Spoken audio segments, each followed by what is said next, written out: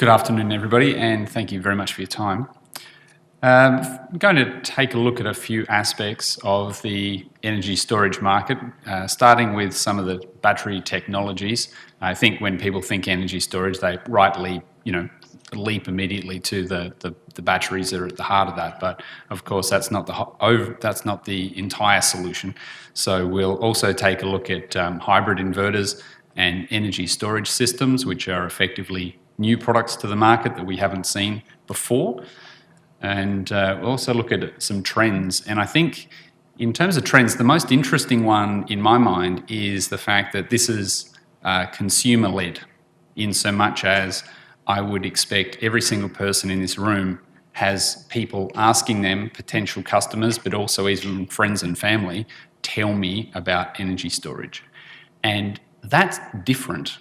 It's different in so much as I remember talking to people maybe 6 years ago about PV before it really got big and boomed and all the rest of it.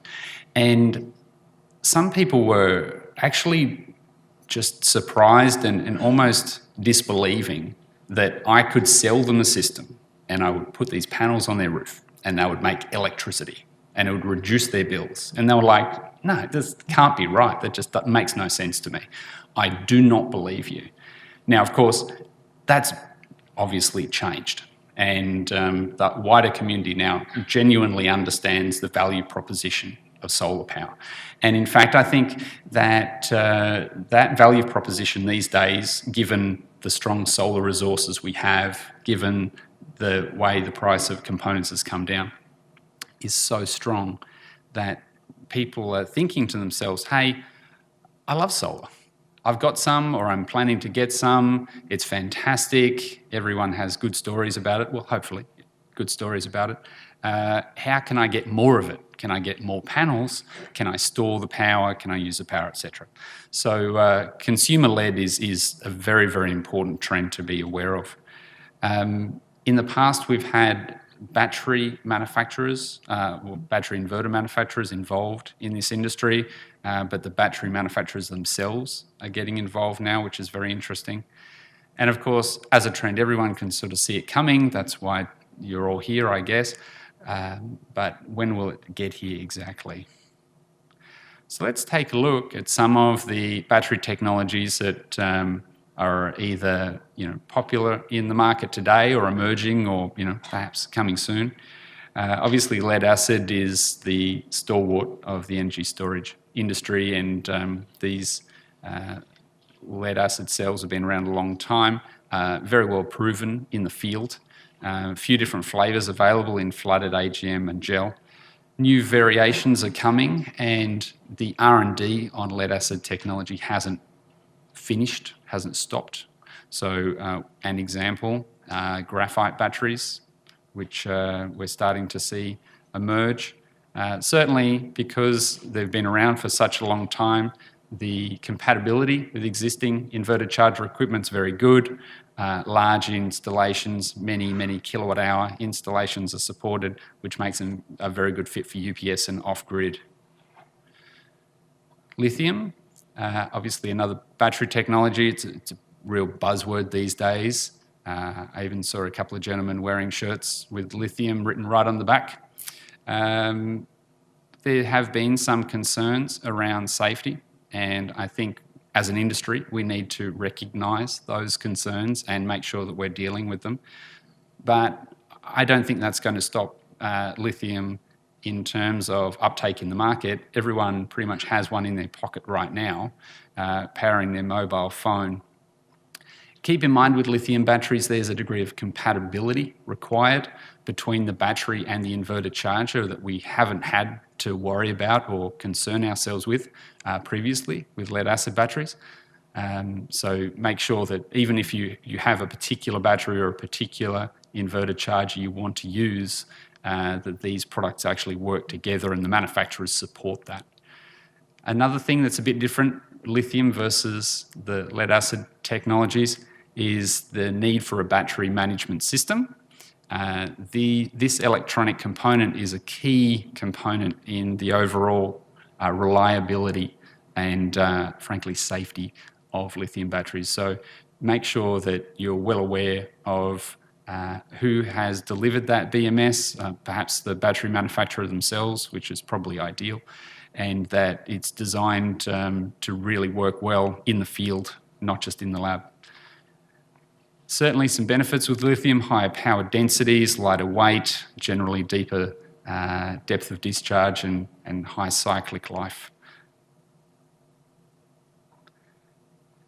And we've got some high voltage DC options coming. That's a new thing that we haven't really seen before, but I'll touch on that a bit later.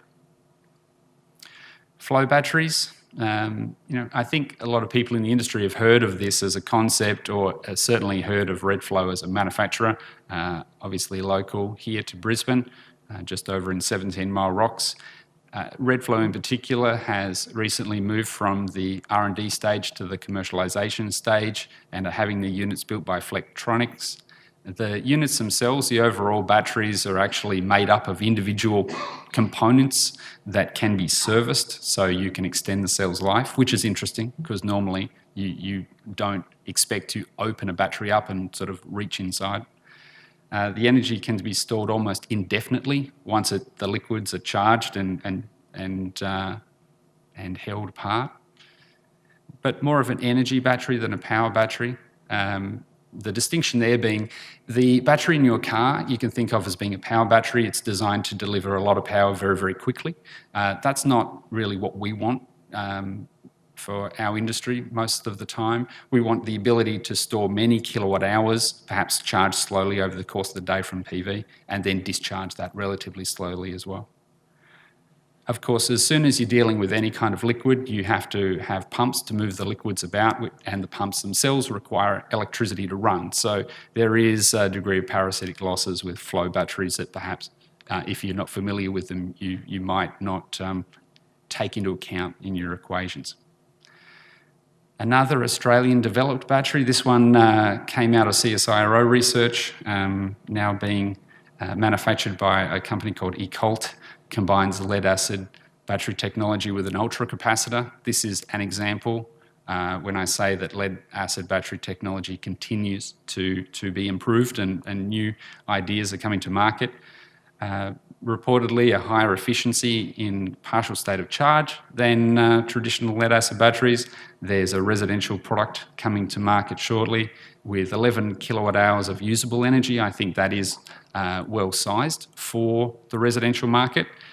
Keep in mind though, quite heavy, and so you need to be careful where you position it and the way you move these things around. Quickly, an example of a salt battery is from manufacturer Aquion.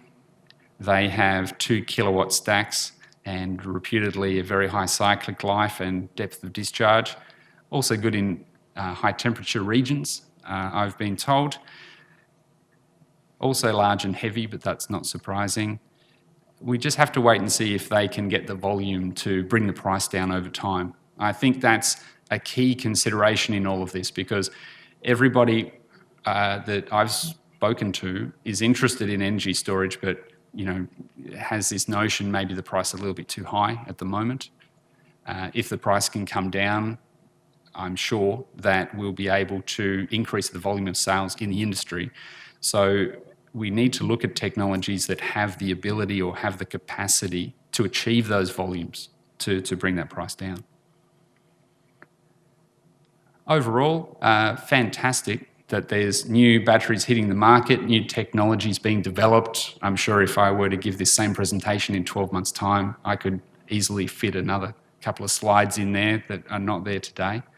I'd suggest it's way too soon to be picking winners or losers. And what I mean by that is, if you went back 5 or 6 years with PV modules, we had a variety of thin film modules, we had 5 and 6 inch polycrystalline cells. We had probably as many, if not more, monocrystal panels on the market than poly. In other words, we actually had more variety. We had more types and variety of panels on the market than what we have today. And what that tells me is that there's been a degree of consolidation, and a 60 cell module using 6 inch polycrystalline cells has been the industry's discovered that is a very good shape and size, and it works in many, many applications, and perhaps not everywhere and every time, but enough of the time that that's the volume product, and we do not have as many other panels on the market, or varieties of panels on the market today.